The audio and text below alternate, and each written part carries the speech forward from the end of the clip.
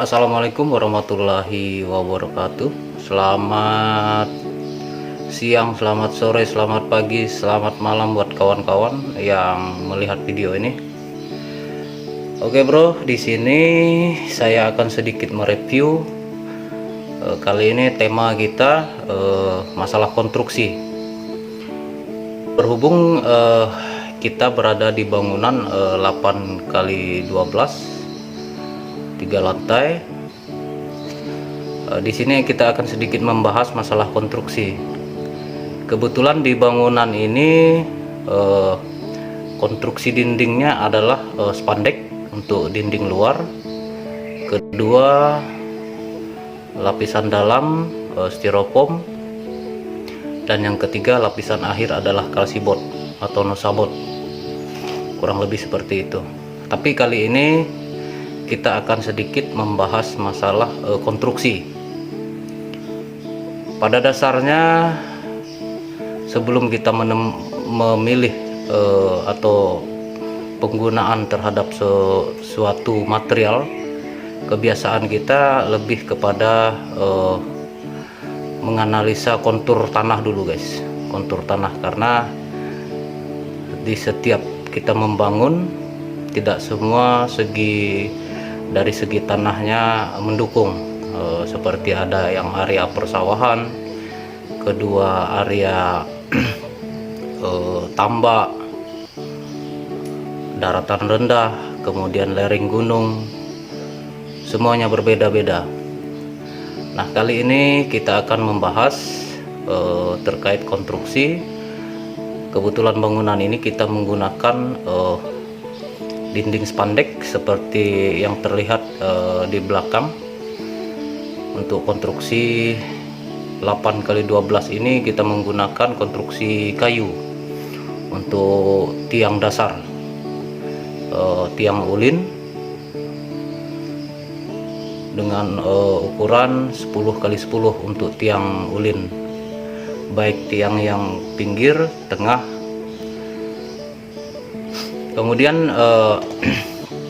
dalam teknik konstruksi banyak hal yang kita harus pertimbangkan, terutama untuk penggunaan dinding di luar beton. Kadang di sini perlu analisa lebih buat kita, terutama daya goyang pada bangunan itu sendiri guys. Mengingat bangunan walet ini yang memiliki ketinggian di atas rata-rata, musuh terberatnya adalah angin. Jadi di sini saya ingin menyampaikan pemilihan konsep konstruksi sangat penting. Nah, kita akan mulai daripada konstruksi dasar. Konstruksi dasar kita menggunakan sistem tiang yang dibungkus oleh besi sebagai cakar ayam. Tidak jauh berbeda dengan sistem pembangunan slope beton atau tiang beton, tidak jauh beda. Hanya saja volume tiang ini lebih kecil daripada kalau slope beton atau tiang beton. Tapi pada dasarnya semua menggunakan besi. Dan berikutnya untuk pondasi di sini kita menggunakan sistem cor, dan sangat jarang kita menggunakan batu sebagai media pondasi atau penahan daya berat. Tapi di sini kita lebih rata-rata lebih menggunakan sistem dengan cor, dengan komposisi semen, pasir, dan batu split.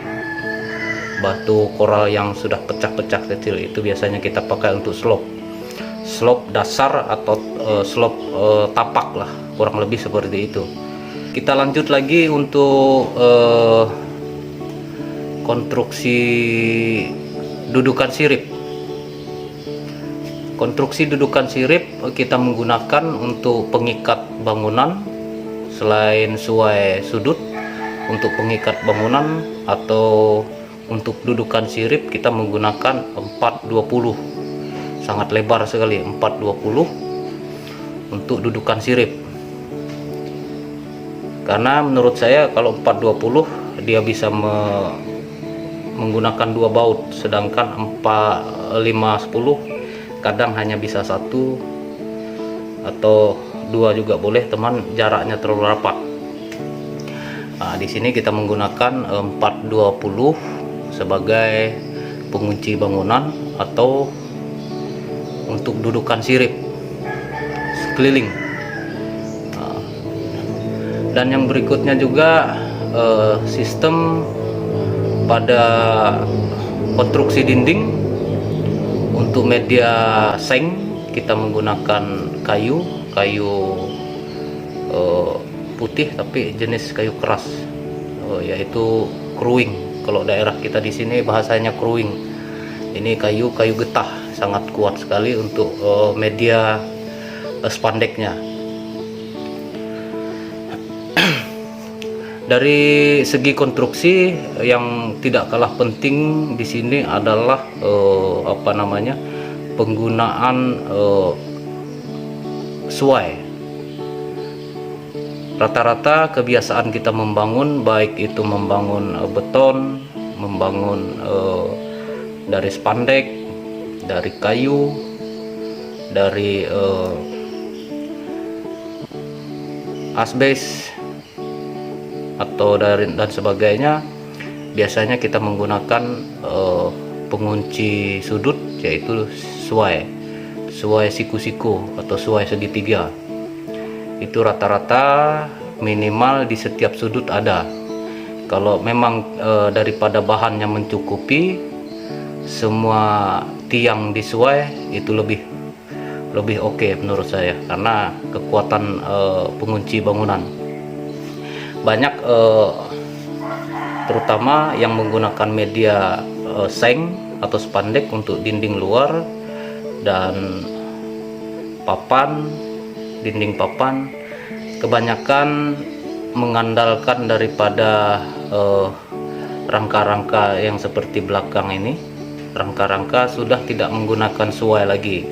Harapan saya buat kawan-kawan yang berencana membangun, tetap utamakan suai, karena kita berpikir panjang. Kita tidak berbicara masalah 2 tahun, 5 tahun, atau 10 tahun, tapi kita berpikir panjang. Karena dimana bangunan walet ini tidak seperti bangunan rumah yang kita sama-sama tahu intensitas cahaya yang masuk ke dalam terbatas, akses angin juga terbatas, tidak sangat beda jauh dengan rumah. Jadi pemilihan material di sini yang termasuk berkualitas, termasuk pemilihan sirip, konstruksi dinding untuk media spandeknya, itu harus kita pertimbangkan. Dalam hal ini cukup sangat krusial sekali menurut saya ketika ada beberapa bangunan yang biasa kita temukan sih bro, bukan berarti menyalahkan daripada pekerjaan sebelumnya. Terkadang tantangan kita ini untuk merubah itu sangat berisiko, karena bangunan sudah jadi dengan ketinggian rata-rata, sangat berisiko sekali buat kita untuk merubah semuanya. Terkadang yang kita temukan di rehapan atau yang kita observasi. Nah, maksud saya berbicara seperti ini, ketika kita ingin berencana membangun, terlebih dahulu semuanya kita permantap dulu, termasuk pemilihan material kayunya. Beda halnya lagi kalau kita berbicara masalah beton. Nah, di sini saya fokus membahas masalah konstruksi kayu. Karena dimana konstruksi kayu ini punya nilai kekuatan yang berbeda-beda. Nah, di sini juga untuk ukuran per 4 meter kita masih menggunakan satu tiang di tengah untuk penopang. Jadi untuk ruangan tengah saja kita memerlukan 4 tiang, karena ya kebetulan ini adalah bangunan 812 Jadi saya perlu kurang lebih 4 tiang untuk penahan lantai tengah, sekaligus jadi penahan atap juga gitu. Nah, masalah kawan-kawan menggunakan per 4 meter tidak ada penyangganya di tengah, saya rasa mungkin ada pertimbangan khusus, ada pertimbangan lain. Tapi di sini kita sebisa mungkin memberikan masukan-masukan kepada yang berencana untuk membuat bangunan. Karena di sini saya berbicara masalah kebiasaan saja, kebiasaan yang kita lakukan, bukan berandai-andai atau mendikte, tidak. Tapi di sini saya coba memberikan informasi terkait masalah konstruksi. Rata-rata khususnya untuk Kalimantan, sebisa mungkin kalau orang membangun akan lebih membangun menggunakan kayu. Rata-rata saya perhatikan. Kedua, sistem kerjanya juga tidak terlalu memakan waktu yang panjang. Sangat beda dengan konsep membangun menggunakan beton. Seperti itu, dengan konsep beton, karena ya otomatis masalah waktu, terutama untuk proses andanya ada yang mengecor, pasti nunggu berapa hari baru bagi stengnya dibuka. Sangat beda dengan kayu. Selama bahan material ready, semuanya bisa kita progres secepat mungkin gitu. Nah, kebetulan pada bangunan ini kita menggunakan tiang ulin sebagai tiang induk dengan ukuran 10x10 untuk 8x12 ini. Jadi lantainya juga dengan konstruksi sirip yang tebal 4x20, ketika dicor juga masih aman. Kebetulan kita menggunakan bengkirai. Oke bro, ini sedikit informasi dari saya terkait masalah konstruksi konstruksi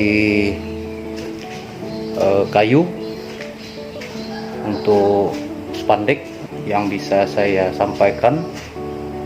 Saya sampaikan sesuai dengan apa yang kebiasaan kita lakukan, dengan apa yang biasa kita analisa. Seperti ini. Inilah konstruksi daripada rangka kayu.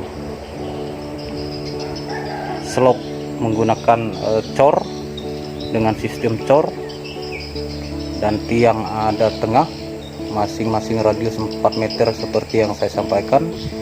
Di tengah menggunakan tiang juga, tidak los 4 meter, tapi di antara 4 meter itu ada satu tiang seperti ini.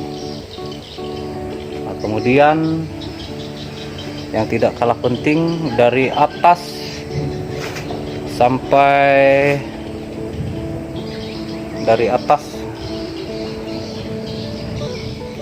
sudut terlihat sesuai, dari atas sampai ke bawah semuanya menggunakan sesuai. Karena ini kekuatan yang sesungguhnya ada di sesuai. Tidak cukup kita mengandalkan kekuatan media rangka spandek, tidak cukup kita mengandalkan kayu atau papan yang langsung dipaku ke tiang, tapi semuanya ada di sesuai. Karena bangunan walet adalah bangunan yang memiliki tinggi di atas rata-rata, musuh terberatnya adalah angin. Terima kasih bro. Hanya ini tentang review konstruksi yang bisa saya infokan kepada kawan-kawan. Semoga di balik video ini ada hal-hal positif, ada hal-hal lain yang perlu dipertimbangkan sebelum kita membangun, untuk proses yang lebih panjang, untuk jangka waktu yang lebih panjang. Saya akhiri. Assalamualaikum warahmatullahi wabarakatuh. Salam cerdas, salam waras, salam sonjet.